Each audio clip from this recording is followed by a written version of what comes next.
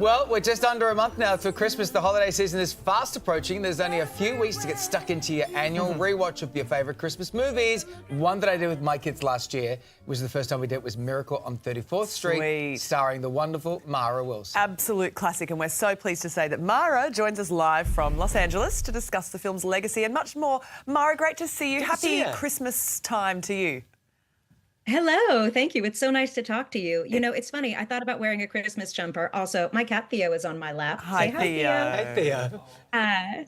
I thought about wearing a Christmas jumper, and then I realized that I live in Los Angeles and you are in Australia, so Christmas isn't cold. That's right. Yeah, exactly. Nice. No, that's what Christmas in July is all for. Okay, how does it feel for you Exactly. to know that you play such a huge part in the holiday season for so many families?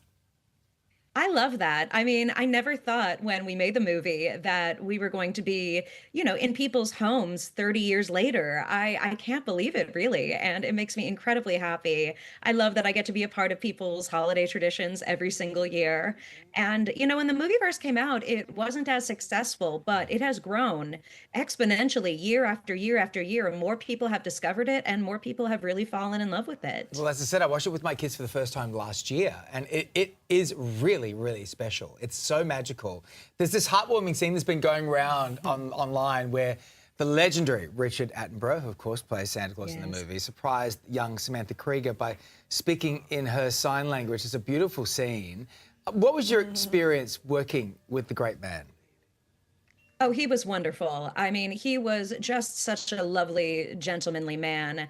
And, you know, I was raised not really celebrating Christmas. You know, we would go to Christmas parties and have things, but, you know, it's much more of a religious holiday in the US.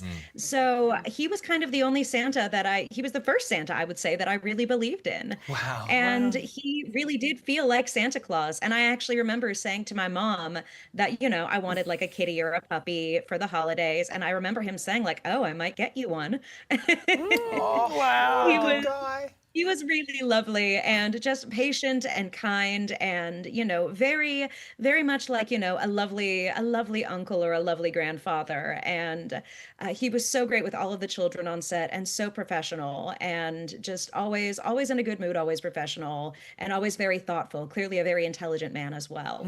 I mean, triggers so many fond memories for all of us looking at those scenes, and you were just adorable as a little girl in this film. And what kind of emotions does it trigger for you seeing yourself on the screen at that age?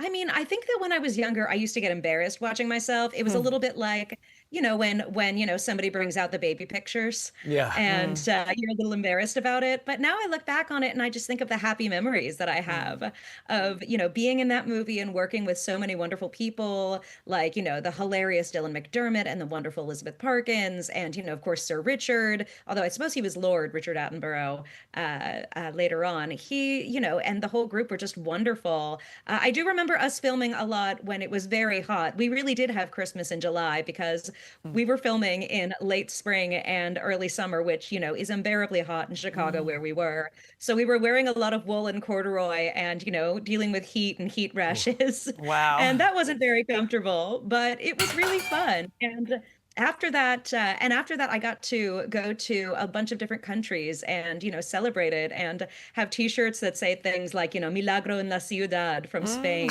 And so it really was. It was, I guess. I mean, even then, I suppose we probably should have known it was going to be a worldwide phenomenon at some point. But yeah, it makes me incredibly happy that it still means something to people. And that's the thing, your career does mean a lot to a lot of people out there. I mentioned watching this with my kids, but my daughter's obsessed with the movie Matilda. She adores it. It's 30 years next year, and it's got this incredible legacy that even, you know, my 10-year-old loves this movie still because it's just, once again, it's timeless. Magical. I mean, is there going to be a big celebration, I guess, with you and maybe Danny DeVito and some of the cast next year?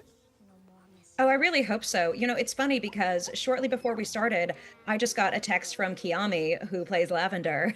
She and Jackie, who played Amanda Thripp, and I were all still friends. And Kira, who played Hortensia. And, we've done events with Danny DeVito. We did one this past April. So we are still in touch and we all still love each other and we're all still very proud of Matilda. So, we really hope that we can do something. Sometimes we do screenings of the movie and we've done some in the United States. But, personally, I think that we should go out to other countries. Yeah, you should come down to Australia. There's a lot of Matilda we would fans love here. that. I mean, I've been to Melbourne, but I haven't been to Sydney, and I would love that. I would love what to are you go back to Australia. I loved it there. Well, you would love it here, and we would love to have you here.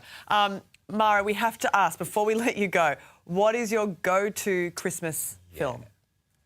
Muppet Christmas Carol. 100% agree. Right answer. I love Muppet Christmas Carol. Amazing. It's so sweet, and it's very faithful, I think, to the Christmas Carol. And I love how seriously Michael Caine takes it. Yeah. And I also love the Muppets. So, and the music's adorable. It gets, in your head. And yeah, I absolutely love it. It's, the best of 19th century entertainment with Dickens and the best of 20th century with the Muppets. It's an irresistible mix. Well, I think you could pair that with your Miracle on 34th Street as well, and you'd have an amazing Right up weekend. there. Mara, Merry That's Christmas. true. Thanks for Yeah, being that's here true. again. Thank you so much See for you having me. soon. Thanks you, for your mate. time. So lovely. Still to come on